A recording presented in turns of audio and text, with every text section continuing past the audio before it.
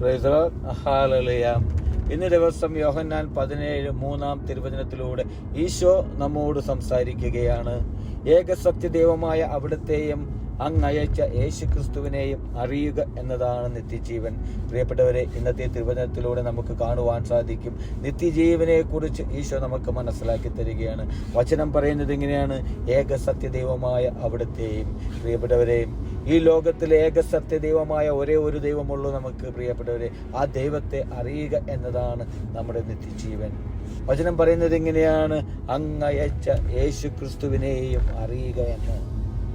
ഈ ലോകത്തിലേക്ക് തൻ്റെ ഏകപുത്രനെ അയച്ച് മാനവകുലത്തിന്റെ സകല രക്ഷയ്ക്കും വേണ്ടി ക്രൂശിതനായ ഈശോ എന്ന നിത്യജീവൻ അറിയുവാൻ എനിക്കും നിങ്ങൾക്കും നമ്മുടെ ജീവിതത്തിൽ സാധിക്കണം.